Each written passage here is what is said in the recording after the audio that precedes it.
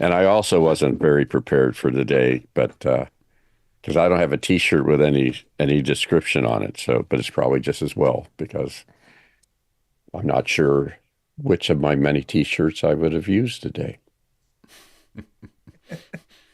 Well, for people watching out there, we are also streaming in vertical as well. So you can't see that if you're watching this on the horizontal. But this will be available on playback in vertical as well. And I'll give the recording to Lux so that he can do a couple of screen grabs and promos and so on and so forth. But we're streaming in horizontal and in vertical at the same time at the moment. It sounds a little bit like a show we had called Twilight Zone, which it says your TV's now taking controls. But this is a pretty international group here. I'm in beautiful Monterey Bay. Lux, you're in New Jersey, I assume, right now.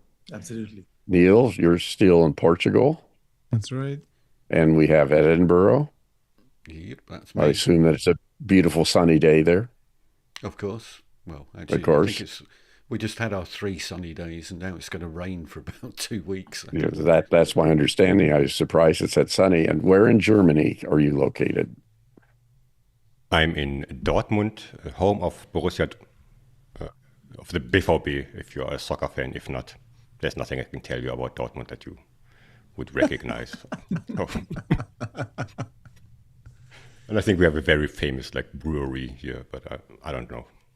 You have to Google it. And that's why the tourism board of Dortmund is not taking side on. Yes. Okay.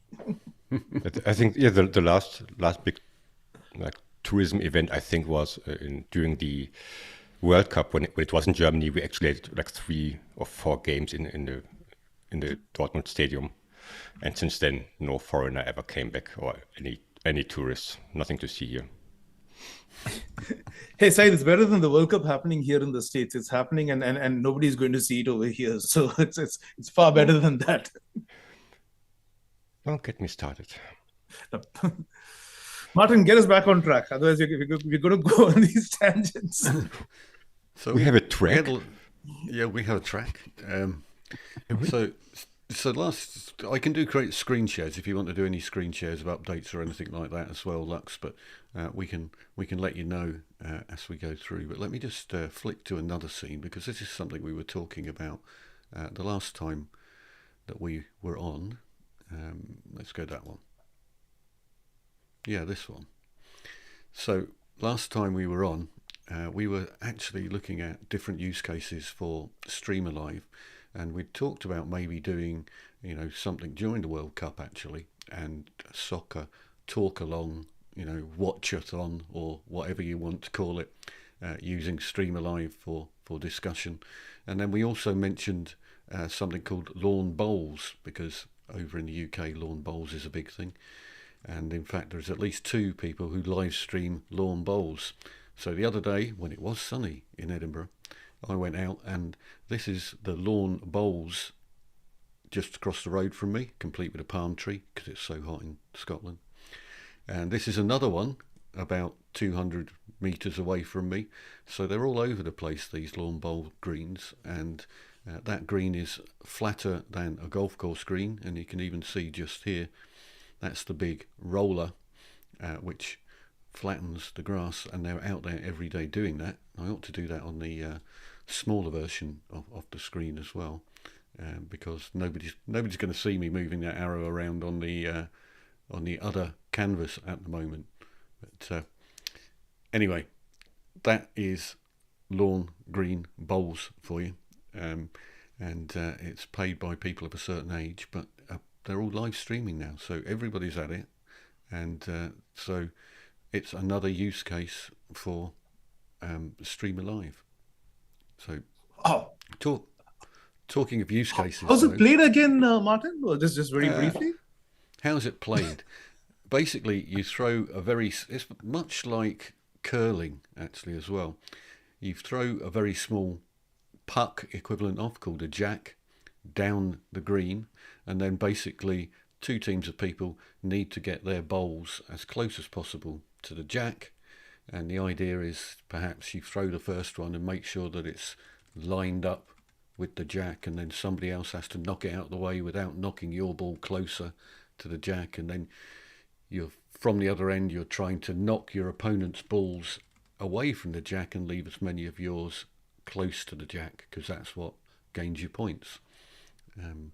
So essentially, that's the name of the game, and I think it's great fun.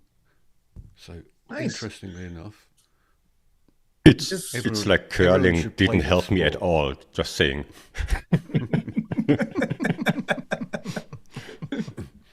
All I know about curling is the Canadians touch the stone thingy with their fingers, and that's illegal. So that's where. yeah, that's exactly end it. for me. But it's the same sort of thing, but not on ice. It's more dangerous on ice.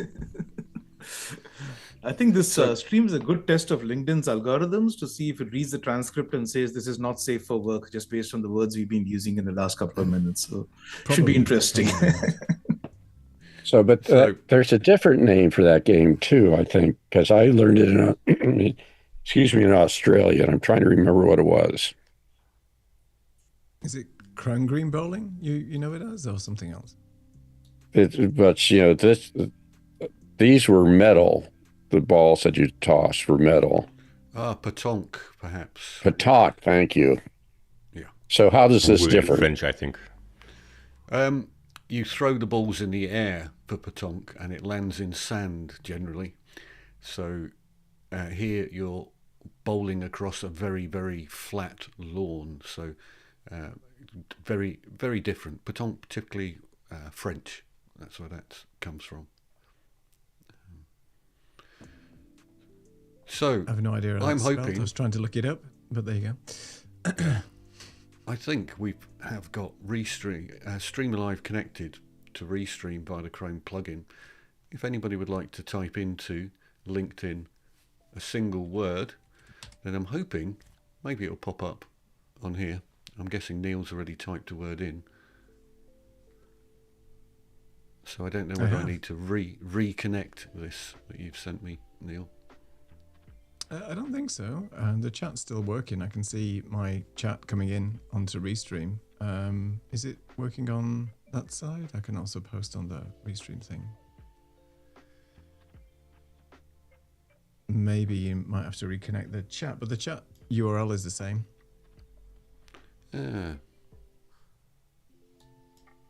Should be working. I'm This is seeing why we it's like on doing YouTube. testing. Okay.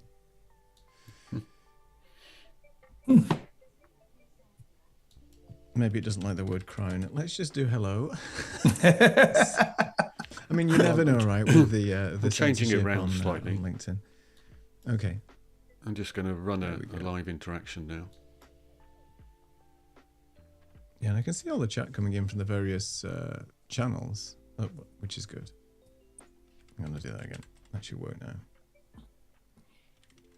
Didn't you just have a word just before this, Martin? I saw exciting in the beginning, right? Was that from Yeah. Restream or? That was me and Neil testing it earlier on today, and it worked fine. So, Yeah, it's the same chat because I'm getting the same message. I don't know whether you want to change the chat URL again, Martin. I'll just put it in the Zoom chat for you because we have that Okay. back channel going on as well. Talking amongst yourselves. See, it's coming in. Talking It's amongst coming into the chat. So there you go. I am still getting that LinkedIn user thing though. I've seen, which is weird. Lux, I don't know whether you've experienced that recently with any of the things that you've been doing either on Zoom or any of the calls that you've been doing, whether you've been doing any live streaming to LinkedIn or anything like that. But we've noticed recently that LinkedIn has decided to have this setting now where you have to give permission to use third-party live streaming apps to be able to show what you're actually posting. And if you don't, it comes up with a default icon as your avatar and LinkedIn user. So it doesn't identify you as an individual. So you'll see in the chat, it comes up with things like LinkedIn user, which was actually me just posting. And I've never had to do that before. So I don't know whether that's changed or not. I haven't seen that myself, but to be fair, I haven't been live streaming much, and this was supposed to be my foray into getting back into live streaming in some ways. But this is news to me. No, I didn't know this. And hey, Martin, quick question. You're running this on the URL that Neil gave, right? The embed URL as opposed to the studio itself. Right. Okay. Correct. Yeah. So this And it was should working be this afternoon when we tested. You put banana. I knew it would be Said. For me, LinkedIn doesn't work at all. It's always the same. It doesn't accept my Yeah. comments at all. It has nothing to do with Oh, it doesn't. StreamAlive or anything. Yeah, Failed that's to it post is a bit comment. weird. Maybe it knows me too good. Yeah, it's like we're not doing that. So No. And Neil, that link you gave, the Restream chat link, you're able to see messages there because I'm not. I clicked on it, and maybe it's because it's not my chat or my account. It just shows us blank. Oh, okay. Let me just try that in a because it's an embedded chat. So let me just. So my chat there was at the hello from Monterey that's up there now. Oh yeah, That came up. So that's your chat's coming through from LinkedIn to Restream, and it's now appeared on StreamAlive as well. So it only works in Monterey and nowhere else in the world right now. So that's probably it. So, Lux, the one I've just posted, I've just opened that link in an incognito window and I'm seeing all the chat messages pop in. So do you want to try it again? I'll just post it again into the Zoom chat and just open it up in because I'm not logged in, you see, to link to Restream in an incognito window. And it's just basically a relay. That's how it just shows you the chat. So it doesn't do historical chat. So if somebody puts in another message in the chat, John is good looking. That come from John. We saw that, John. We knew it comes from. So that just came, yes. Okay. I wonder who put that though. Yes. Yeah, exactly. Yeah, there you go. So you can see who's put the messages in. So yeah, that should be working. Thank you, whoever put that in. What can I say? Yeah, I mean, this is what we're dealing with. So let's. Okay. So that should be working now. Hopefully. What was it, Martin? Did you have to just refresh the whole thing? I just refreshed it, and then it seemed to work. Okay. I reconnected it actually rather than refreshed it. I think it might time out. It might just time out. And we have had it running for like 5 hours, so we're expecting. Oh. I know that. Instagram, if you try and set up an Instagram live, for example, and then you put in your Restream key, your key, so you're able to go live, your RTMP key. If you don't do it within 35 minutes, Instagram just cuts you off, and then you have to start it all over again. So it's almost like on a timer. It's like, you're obviously not going to stream within this 30-minute period, so I'm going to cut you off. So that was interesting. So Neil, out of interest. Because I'm getting from both John and from Lux the avatar from LinkedIn. All right. Interesting. And the name. Are you getting it from me? If I post in my own LinkedIn, maybe I'll just do my. So if you just post in LinkedIn. Okay. And I didn't get a pop-up saying, are you okay with LinkedIn sharing your profile? Perhaps because I'm posting onto our page, and therefore it says, okay, hey, you should be okay with posting onto your own page or something. Interesting. Mine says LinkedIn user. So I'm the problem then. I'm the problem child. Okay. So I see the chat Restream, but I can't enter there, right? I would have to go to my LinkedIn.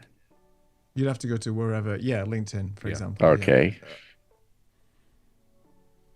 Yeah. I'll try that. Said, curious, have you ever done Instagram Live? Since we're talking about it? No.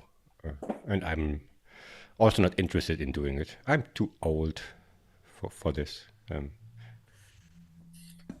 I wouldn't even. I rarely. I cannot remember the last time I actually live streamed on LinkedIn. It was a long time ago, and I even think I never really live streamed on YouTube. It's just not my thing. I prefer doing live Zoom meetings with real See humans the chat in the room. restream, but I can't enter there, right? I would have to go. Sorry about that, whole guys. That was my bad. No worries. This is Okay, as, so now you're as seeing organized as the my show gets. my LinkedIn, and I'm going to chat hi again.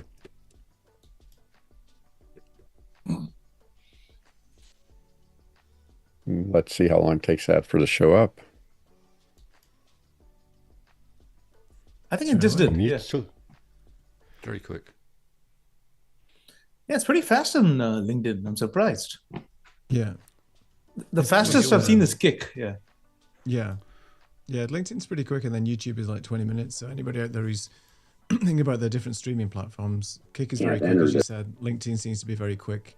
YouTube is around 15 to 20 seconds, depending on your latency settings, because you have got different latency settings. If you want more real-time engagement, you have to set that to like a high thing, like a low latency or ultra low latency.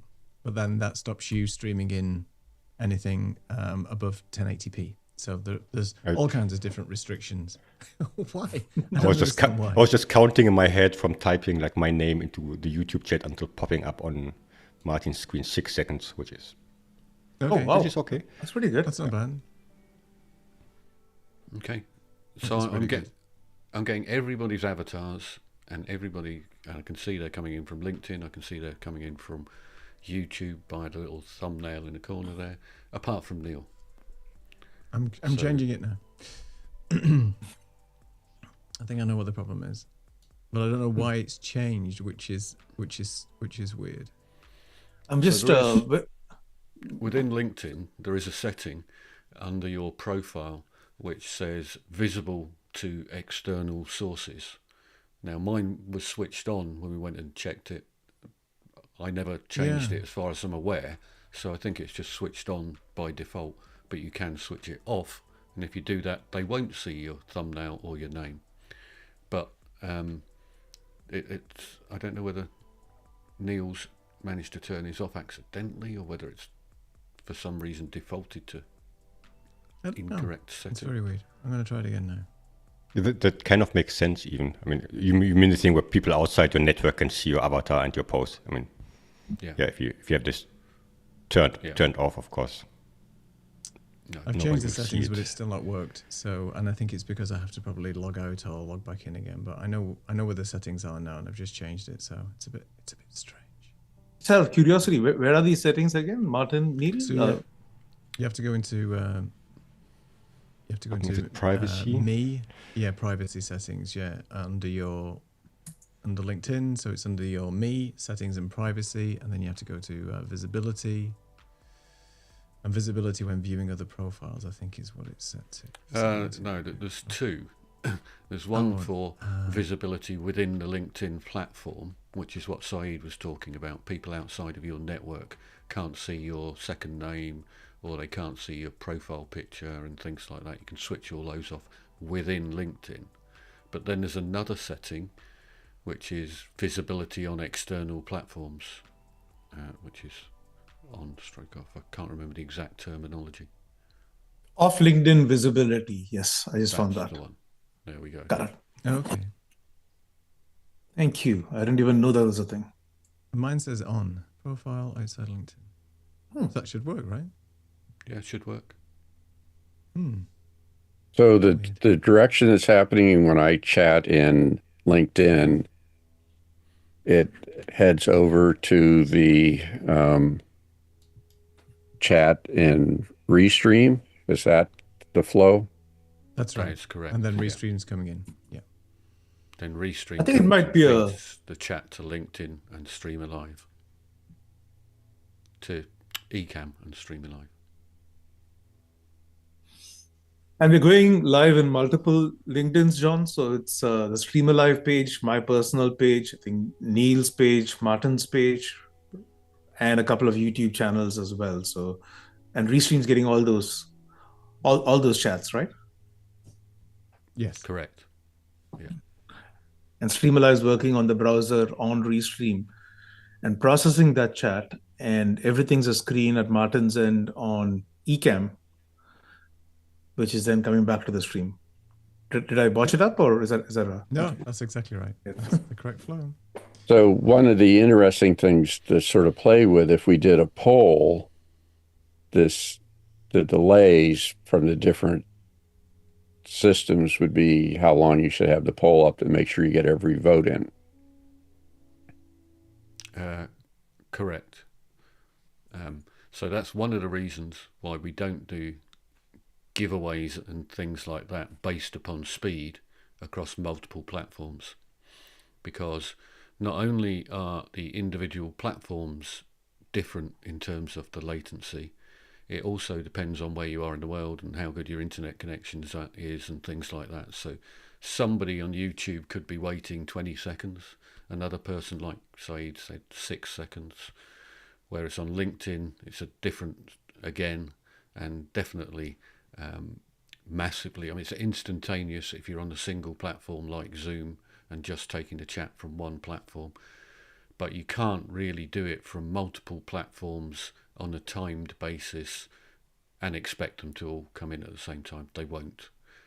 So giveaways, things like that, any sort of competitions, it's just not sensible to try and do that across multiple platforms. No, that's a great point. Even if it's the same platform, it can often differ. It depends. Yeah. Even if it's something like within Zoom side, you think, or? Yeah, I mean, I think there's always a second or two, depending where you are, what your connection is. Are you on Wi-Fi? I don't know. There are just many factors. So, Right.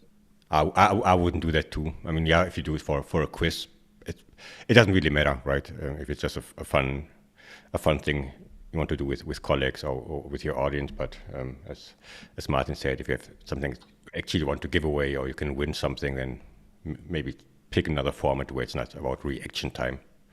Or if you, I know Martin and Neil, or if George is in the session, then don't do it at all. Just give away the shirt and you stay authentic. Well, there were some groups that were doing, the first person to get the correct answer, and we did notice that it really did depend which Zoom center you were in. So it really wasn't fair to get the first person to put it in. So they had to come up with some other strategies of picking the winner from all the ones who got the correct answer rather than waiting on the first person to respond. Yeah, And that's what I think Germany is good with that. We were referring to a guy called George, for those of you who've never heard of him, who used to win every single quiz that was going, that we did live streams on, and literally he would win every one. And I'm sure it's just he had hyper good internet connection, and he was always first past the post. Even if it was like a random draw, if it was like a winning wheel or something, that doesn't make any sense at all. So it is rigged. This is my opinion. Just saying. Now, also when we launched our quiz feature, we designed it for Zoom, and candidly didn't think many people would use it on live streams till some people did. So the first avatar had 15 seconds fixed, and it would count down to 15 seconds, and the audience has not even seen the question in a lot of cases. So that happened, and then we changed it, and then the first version of it also gave higher scores for people who answered earlier. So we kept that as an option now, so you could change it to make it fixed score, doesn't matter when you answer, but kind of lived and learned over there, especially in the streaming world. And Neil, to your point, one of the first places it was tested was in the YouTube live stream with high latency and high quality. Is that correct? Yeah, it's a trade-off between low latency. The low latency means that you get the messages quicker. Right. So this was the highest quality, so the latency was pretty bad. So just went south with the quiz, and then we said, okay, change it to whatever time you want. Yeah, it's interesting. It makes a difference, right? Go ahead. No, I just want to say you can either look good or be fast. There's no in between. So yeah, you either look great or it's too fast. Yeah, absolutely. I think that should be made into a YouTube short or something like that. You either look good or you should be fast. I think without any context, nothing. You should just put that out there. Everything is out of context on social media, so don't worry about that. People will add context afterwards. Okay, we're going to do exactly that now with this particular vertical thumb that you've got.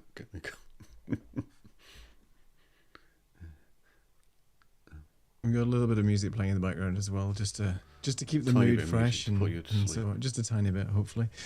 That's working.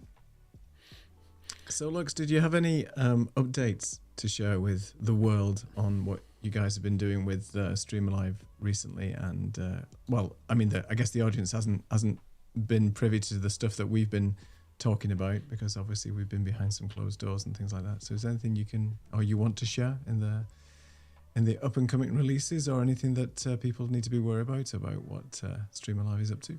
Oh, yes, happy to do that. And just for context to everybody, that's something we usually do in our weekly catch-ups, where I share what we're building, what's cooking, what we're planning, and these conversations have been pretty helpful in, don't even bother with that or double down on that. So we're going to do a lot of that in public now, I guess. So what's the best way to do this? Just share my screen and then Martin's going to do some wizardry and make that look good or something? Either that or I'm going to screw it up. But yes, just share your screen, and that should pop up as another camera for me. Can you see his screen though? That's the thing, as Saeed's pointed out. That's really cool. Yeah, so I'm going to share my screen, and sharing's not turned on. So Martin, you just need to going to send a request and.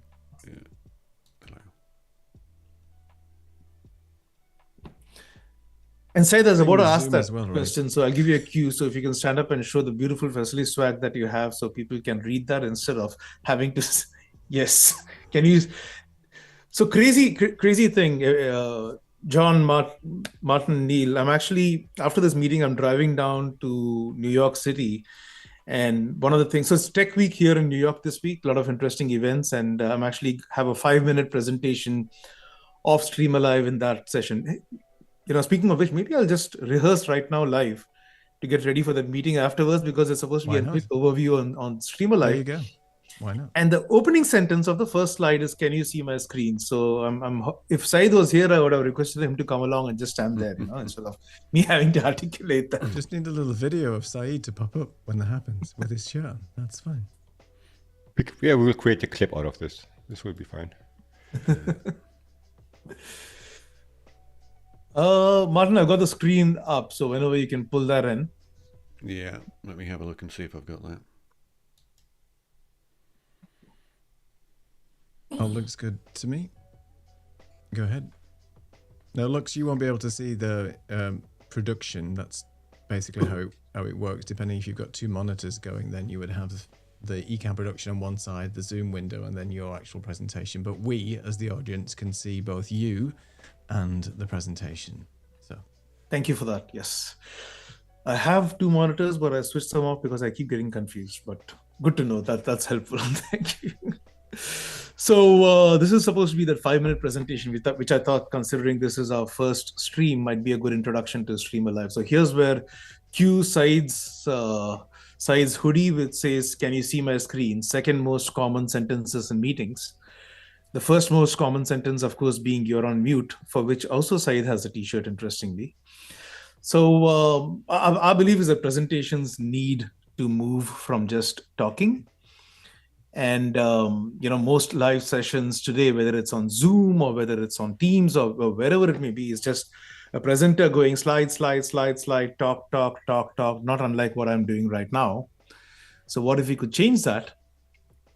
And the origin story for that is, and apologies to all my friends in the room who've probably heard this more times than they care to recount, but during the pandemic, my pet project was writing this book, for which I signed up for 6 courses on how to write, edit, and market a book. 6 different courses delivered over 56 live sessions. One of 3 things would happen in those sessions. First case, presenter goes talk, slide. Everyone waits for the recording. Case 2, presenter asks a question, ignores everybody's answers except 1 or 2 people. People feel ignored. And case 3 is the bravest of them all, where the presenter would encourage people to pull out their phones, scan a QR code, and at that point, you're competing with TikTok, the news, and all these notifications that someone has. But in every single one of those cases, the chat was on fire because introverts, extroverts, everybody is an extrovert now, very comfortable putting things on chat, as we saw a little while back. So why not leverage that fact and visualize the text in real time, especially now that you can do some very interesting things, even more so with AI augmenting the human voice, not replacing it. So we've taken some interesting cues from that to make conversation structures possible that were not possible earlier. And the whole idea is StreamAlive makes the chat stream alive. And you saw Martin doing that with the word cloud a little while back, a whole bunch of other, we talked about quizzes for a long time.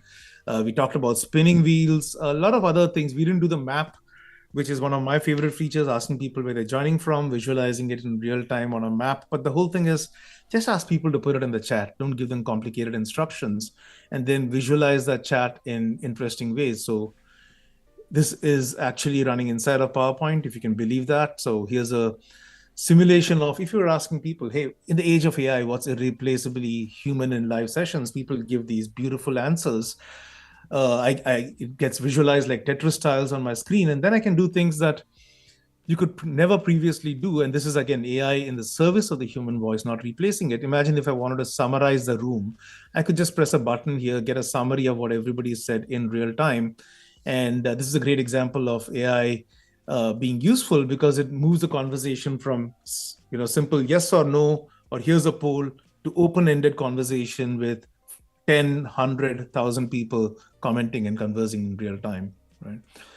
And the big thing, and this is something we've been taking feedback from this group on a lot, is we built it as a web application, but then figured out people needed to use it where they already work, which is inside of Zoom, inside of PowerPoint, inside of apps like Gamma, inside of YouTube and all of it. So we have a Zoom app we built last year. It's now the #1 Zoom app in education and employee engagement, among the top apps for AI.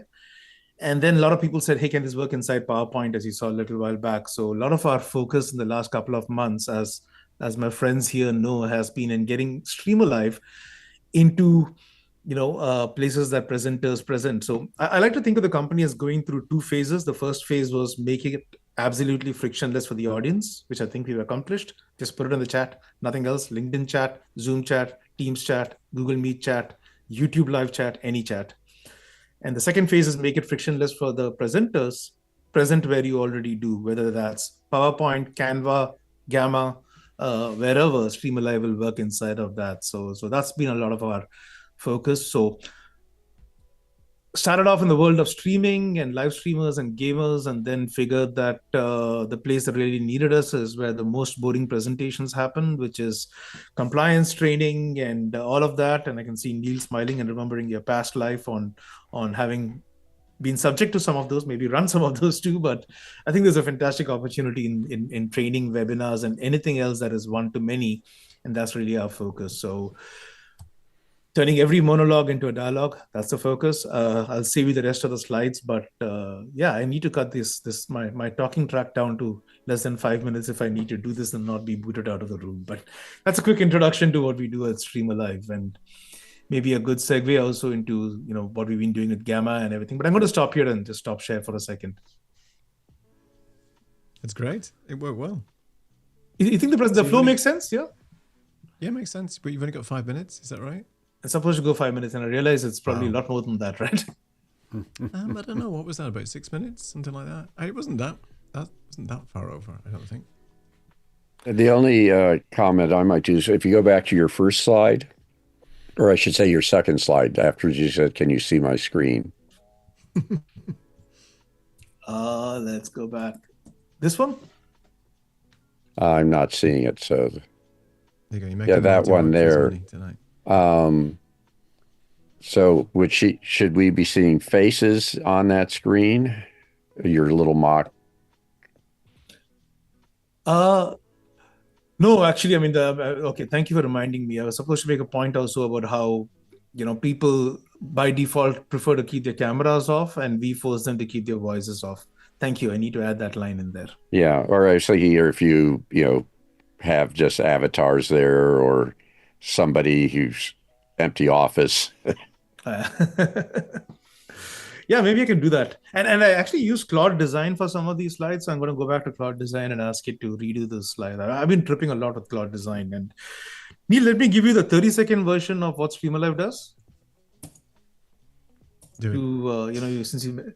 I think I don't know if you saw this post I just put earlier today on LinkedIn, and this is where I tell you that I should have prepared for this earlier and kept it up there, but I didn't. So let's do it now. But we're going for this event called the US Distance Learning Association Conference, which John knows a lot about. He's introduced us to some folks who are there as well.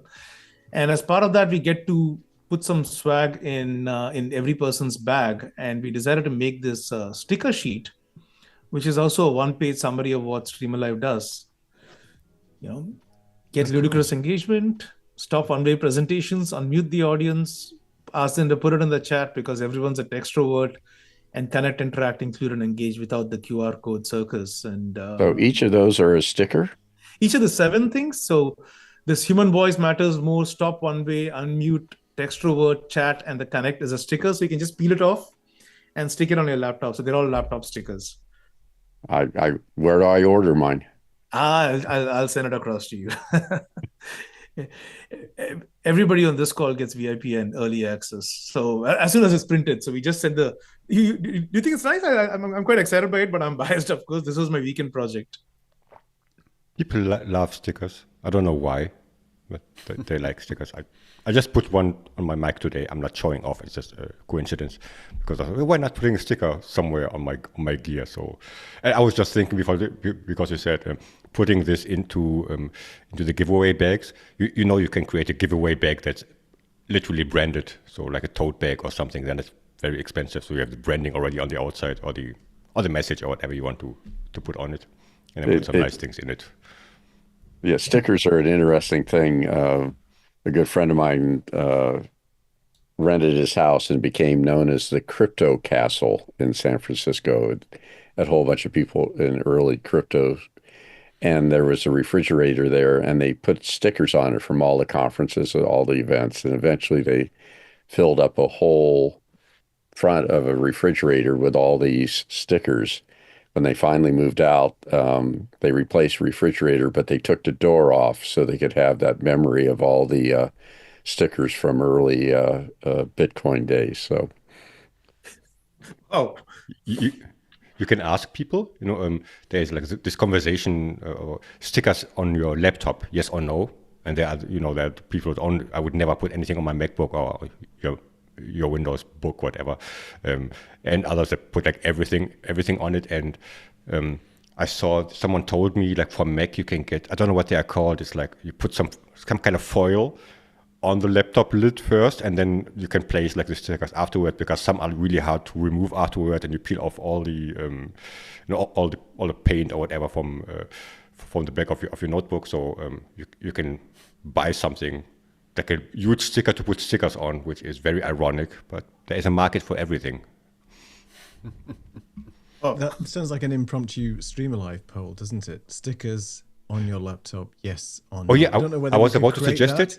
But there you go. With that, I don't know whether you can create that on the fly. But sorry, Martin, Martin's like, we're not doing this again. I'm just kidding. It's but this is the beauty of live. We come up with these ideas and polls and things and so on. But yeah, but there you go. Who do we well, knowing the organization, I was one of the early members of the U.S. Distance Learning Association back in the early 80s or late 80s. It's hard, at my age you forget. But I think that this will play real well with that group. I think they'll enjoy it. And having been on the conference circuit, the only thing I pick up now are stickers, but that's because I have a 2.5-year-old granddaughter. And so every sticker I get from a conference, I give to her so that they can be placed everywhere in my son's house. And every time he has to peel it off, he'll complain to me.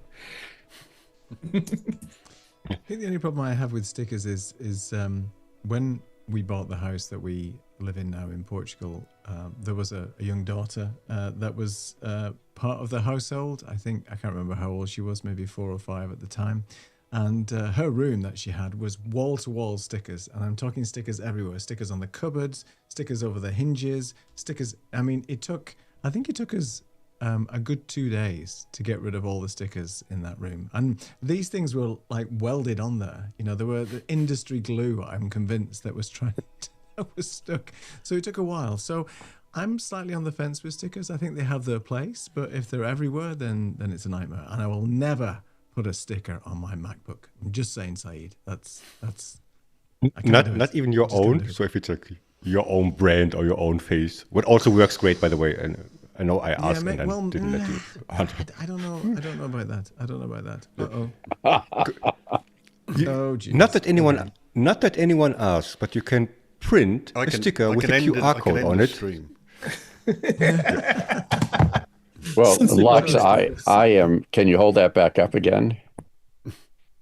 I'm very excited. You see that looks like a tree, Ports? Yep. That's the state parks that I do work with. So I thank you for going around the world promoting the California state parks. I got that when I met your friends at the state parks at Zoontopia. So, Yep. and I love their mission. I love what they do. And there's my video going. But yes, and I said we should do this. Absolutely. Looks like Saeed just, I like that. That's funny, Saeed. Yeah. That's a Windows. It's a little bit blurred. I'm sorry, but this is a Windows notebook, and they had like a sticker from an old iPhone I got from work like 15 years ago. So, there you go. I could just put it there, and people think I'm more intelligent, more sophisticated. It's just one sticker. But it changes a lot. Everybody thinks I'm a designer. Saeed, your entire community is going to accuse you of infidelity with that single thing, you know? Oh, I posted about it. I'm very, very honest about these things, but still, in public, if I go to a Starbucks, have an Apple people sticker think I on write it. a book. I have an Apple sticker on every one of my Windows machine, just like that. That's outrageous. I'm such an Apple fanboy. I wanted to share something, if you like, because while you're presenting, the irony. Does anyone know this one? It's in German, but the English version is 100 Tips to Look Smart in Meetings. It's a very comedic book by Sarah Cooper, I think is her name. I'm not affiliated, I'm just sharing, because one of the tips is to ask the presenter, could you go back a slide? Just what you did, John, before. That reminded me of. So, okay, yeah, we are checking off all the boxes. Hasn't she become a big comedian who's doing shows and touring and everything now? Yeah, she does. I think she has 2 or 3 books at least. I know of, and just a quick read if anybody's interested in meeting comedy. We had this topic before earlier in the green room. I don't know if you've seen this, but this is intro energizing. Here is a set of cards, my injured finger. Oh. And then here's this one called Outspoken, which are little cards that you could pull up to make you seem smarter in meetings. Nice. And Wayne from Australia is telling us that they print stickers very, very often. So we got a lot of sticker fans. I wish we run that poll. It would have given me a lot more motivation for the stickers. But John, what happened to the finger? What does this work? what? Just pulling one of the cards. I had a interaction with a knife and an onion, and the onion won. So I will survive. But and I went to the doctor because it was a worse cut than I could handle at home, and the doctor fixed it all up, and he said it would heal perfectly. And I said, so I could play the piano? And he said, oh, yes, you can. I said, that's great, because I never could before. And he'd heard that 1 or 2 times before. But I was just pulling up a screen, Martin. I don't know if you can pull this up. So just to add further insult to injury for John. John was talking about the USDLA. The part he didn't mention to us was this. All right. Sorry, John, I just decided to embarrass you. So this is the US Distance Learning Association Hall of Fame. And every year they get a couple of people who are put into the Hall of Fame. And we actually have a Hall of Famer right here with us. He is. Wow. Well, as Lux knows, my first interactive video conference was in 1978 over slow scan television via the RCA ComSat satellite. So I've been around this space for a long time. So just while we're at it, guys, Very good. Wayne from Australia has tuned in here, and Wayne's handle is @BowlsPromoTV. So There you Wayne, go. you need to be watching the replay of this event if you've only just joined, because there was a significant section a little bit earlier on when we talked about lawn bowls, believe it or not. So just when you think nobody's going to tune in who has anything to do with the word of bowls, Wayne joins us from Australia. So There you go. Yep. Someone Bowls wants Promo Niels. TV. You want all your accounts to be banned, right? So I'm just saying for. I'm just saying. You're triggering the algorithm right now. Wayne, if you're still around, I'm super curious. It says you joining us from YouTube, and we're streaming to LinkedIn and to YouTube. Presumably, you found us on YouTube, which seems to indicate that the YouTube algorithm said, "Okay, these guys are talking about lawn bowls. Let's send it to people who are obviously interested in this." I'm not sure if it works. Which is freakingly like that, good, but, right? It's not bad. It's pretty good. yeah, it's better than we thought. So Wow. I think so. Yeah. we'll all show up in our Amazon carts soon. There you go. yeah, oh, I've just got an advert popped Sounds up. like a plan. Yeah. Because you were talking about lawn bowls, you might be interested in buying a bowling green, etc. So, I'm timekeeper here, so we're just about coming up to an hour. I think we're only meant to go for 45 minutes, so we're a bit longer. Were we really? Than we originally intended. No rules. No rules. No here. rules when it comes to this type of show, but there you go. So there we go. But first go at doing a little bit of a live with a bunch of unscripted stuff going on. Hopefully next time round we'll show you a little bit more about StreamAlive and a little bit less just us talking away. And you've got a fan all the way in Australia, Neil, apparently. Oh, thank you very much. Of course. Wayne. It's the closest fan to It's Portugal going. that you have, isn't it, possibly? I think it is, yeah, because obviously, well, it depends which way around the world you go, right? So yeah, technically, you never know how that works. This has been fun, though. I mean, it's seamless. As people thought we were just reading from a script, you could tell. I'm just that's so seamless, on point, and agenderized, if that's a word, that this show was. But that's the way we pretty much freeball it, right? That's the way we roll. So next week will be no different. So if you've enjoyed this stuff, then we encourage you to just join us. And Lux, you're doing a few sessions this week as well. Do you want to tell us a little bit about what you're up to in your live world, or actually Zoom world? I think you're doing some stuff, right, this week? More so in the Zoom world, yes. So next week is a session. It's never a good sign when you can't remember the title of the session, but it's a session called Weapons of Mass Distraction. Yes, so that's the one I'm doing with the USDLA and talking about why sending people to their phones is self-sabotaging at its best for distance education. So that's a session that's happening on the 9th of June, I think. Then next month, doing something similar with Training Magazine. Not similar, actually, it's something I've been working on. I don't know if I've inflicted it upon you before, but it's this whole thing called the Textrovert effect. We first tested it during the Digital State Summit, and then it's gone through a few iterations since then. Pretty excited about that, doing a version of that with Gwyn Wansborough and her facilitator group next week. I think a lot of us in this group know her. And then afterwards, next month, with Kerry Price in New Zealand and her facilitator group, and also with versions of this. It's different for each group depending on the composition of the group. But we're pretty excited about it. I think there's a interesting framework on how and when to ask questions from people and interact with them. And maybe we'll dive into it in future sessions, if it naturally flows into the ebb and flow of our conversations like this. That's great. Yeah, we're excited looking about that. We're You're doing a lot of looking forward to live doing sessions this week, right, Neil? I just saw your LinkedIn post. You got 2 more up. Today. Oh, I've got another one today. So I've got the Creative Amplifiers coming up at 8 o'clock UK time today, and then we've got Martin and Michael Forrest, who's the designer of Video Pencil. He's going to be joining us live on Thursday on the Tech Talk Thursday show. He's going to be talking about Ecamm Presenter, what he's been working on as well, and showing that Video Pencil can work on any platform: Windows, OBS, Ecamm, Mac, whatever. So it's it's really pretty exciting, and I think there's a good connection, Lux, because Video Pencil, which was a Mac only, and it was part of Ecamm Presenter, but he's developed a Zoom app so it can work in Windows environment.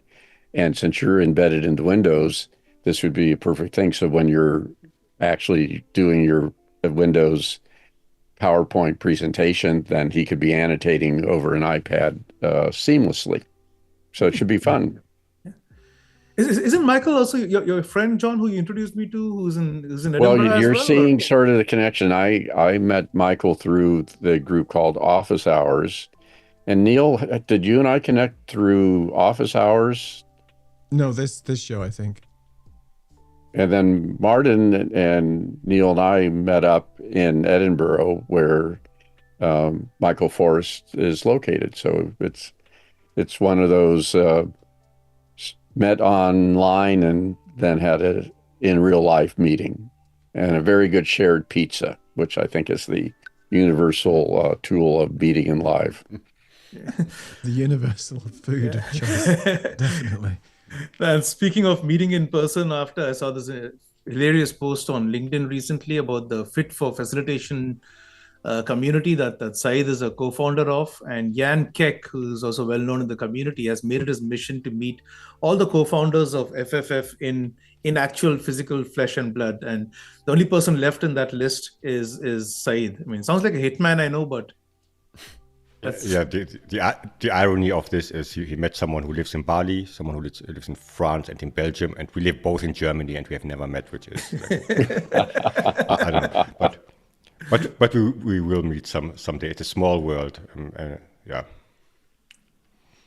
Definitely. Well, you should go and join Saeed's community if you're a facilitator and that is your space. And if you go to community.fitfacilitation.com, the link is in the chat.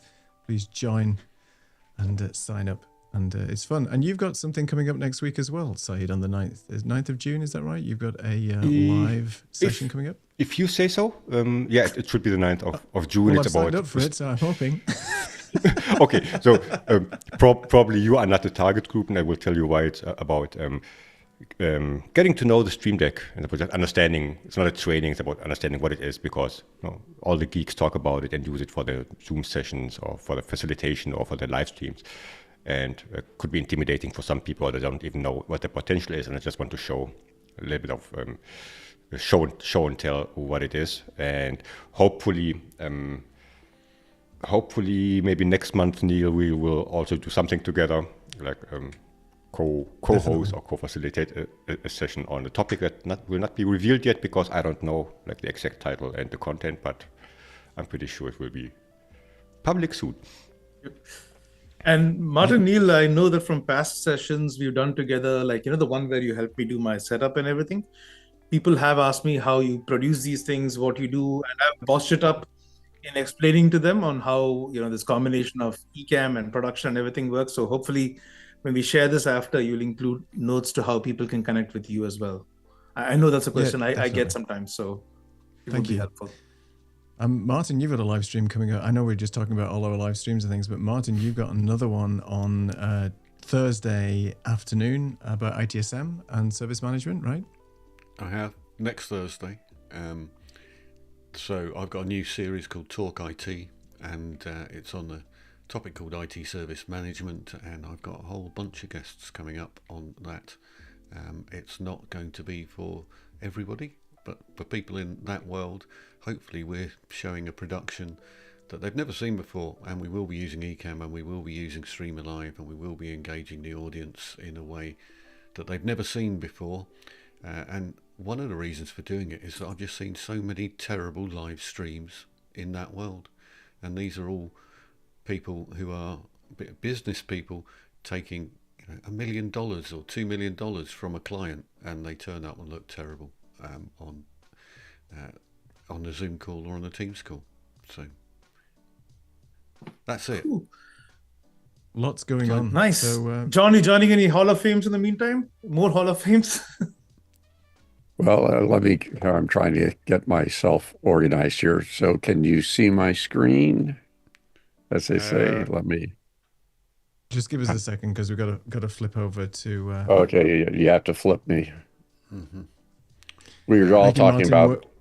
Making Martin work for his 6-point Stream Deck buttons. Maybe, maybe Saeed, there is some scope for playing. Well, everyone was talking about their upcoming, screen events, and I have no upcoming events. But since we showed the ports, if you go to this site, parks.california.gov, you'll see our calendar of streaming events. But I'm not seeing me in the window yet.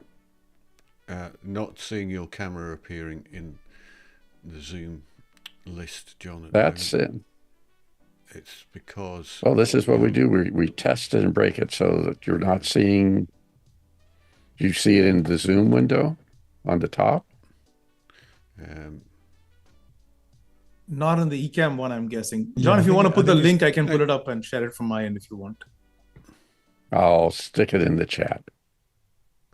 Yeah, pop it in the chat, John. We're not ready for you this week. Next week.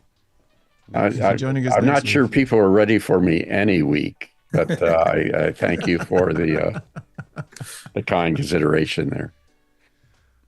Well, but this was a fun start, and I think this was the first time out. But as a university professor, one of the things that I did regularly with my classes where we were teaching computer-based training and production was to do a circle where we'd have the production team going through their issues, showing the challenges, talking about the direction they're going, because that really helps model. And this group has been a pretty good group in terms of a technical support group for Lux. As brilliant as his team is, it's always good to get an outside view, and we've been able to provide that. And people who are using the tool regularly, and for not speaking me because I'm not as active, but for the rest of you, you're actively pushing the window with this tool, and that's just as important as the people who are creating it.